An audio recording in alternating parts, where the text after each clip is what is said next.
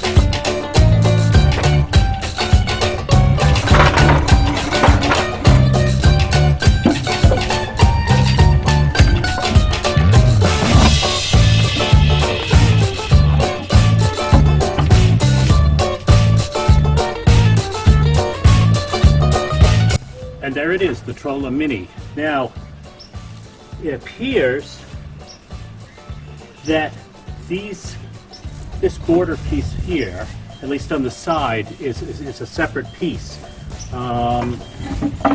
Oops, let's see. On the front it is not,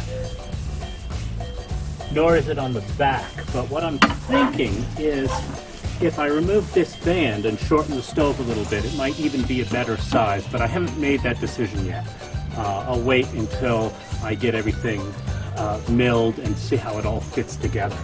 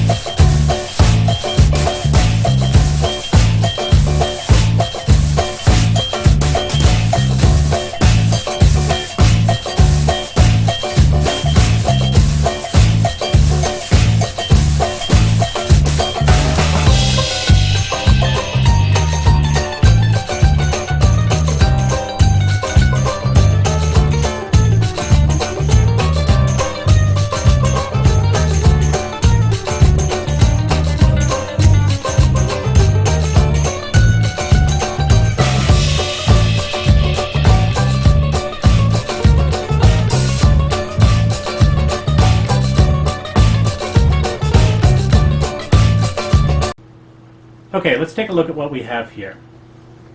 If you recall, the original plan was to cut the center section out of the stove and then put the front and the back on the milling machine and mill the plates flat so that they would fit together well. And as you saw, the structure of the stove, it came apart when I started to cut that center section out. So what I ended up doing is measuring each separate piece and then trimming it down to size. And I didn't really use machinist measuring techniques. What I did was much more akin to the kind of accuracy that you do when you're framing a house. Plus or minus the 1/16 of an inch or so. So I definitely could have done this with simpler tools. I used the milling machine because I have a milling machine to make those edges flat. But I definitely could have cut this with a sawzall or a jigsaw or a bandsaw, and then made those flat with a belt sander. In fact, that may have actually been a quicker method. If I were to ever do this again, I would disassemble the stove first. Now that would have definitely taken some effort. None of the screws came out of the cast iron. I pretty much cut them all off and then drilled and tapped the holes out again to put new screws in. But yeah, I would have taken it apart into its component pieces and then made more accurate cuts and then cleaned them up with a belt sander. I think that would have been an easier, quicker way to do this. But you live, you learn. Another thing that I did was I realized that the internal mounting things were symmetrical front and back, so that let me alternate the pieces, so sort of lay them like brickwork, and that will make the whole thing a little bit stronger. On the inside here, there's a half-inch by half-inch steel bar holding this together. The inside of the fire chamber inside has an additional cast iron plate, right side, left side, back, and bottom.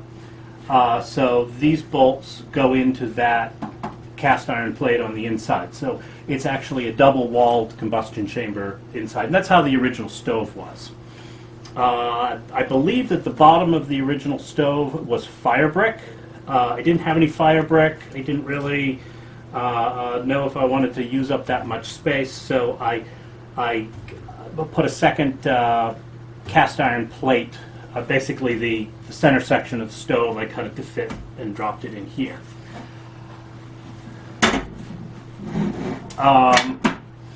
The knob was missing. These are a pair of doorknobs I got from Amazon for like $10. This is the damper, and if we take a look up top,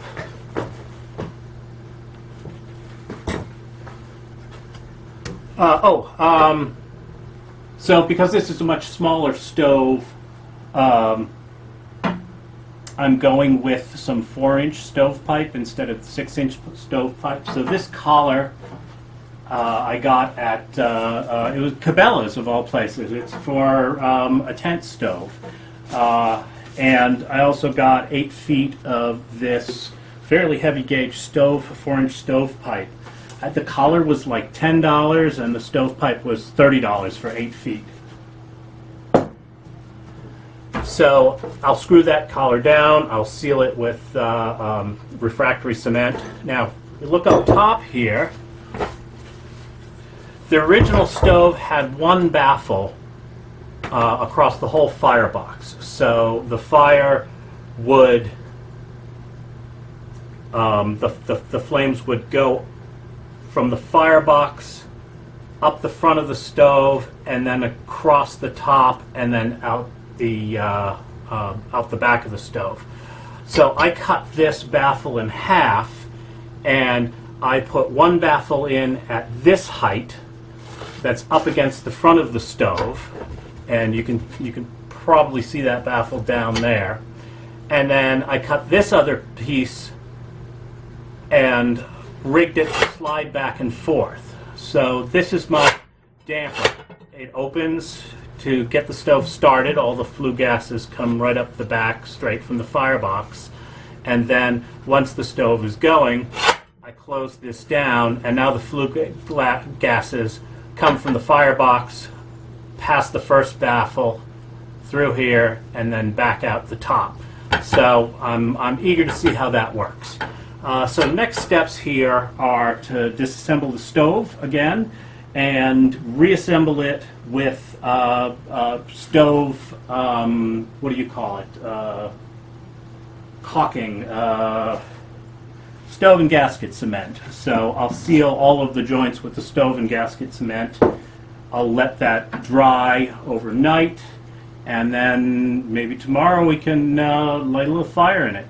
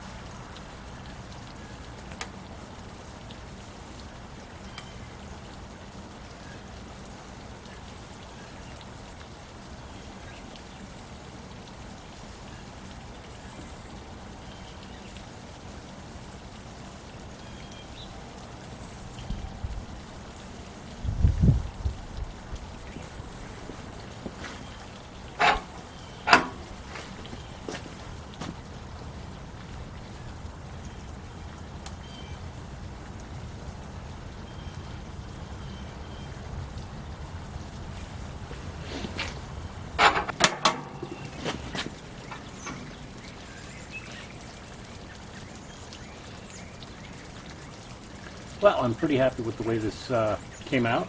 It's been burning for about 2 or 3 hours now. I burnt that whole milk crate full of wood, and seems to be working just famously.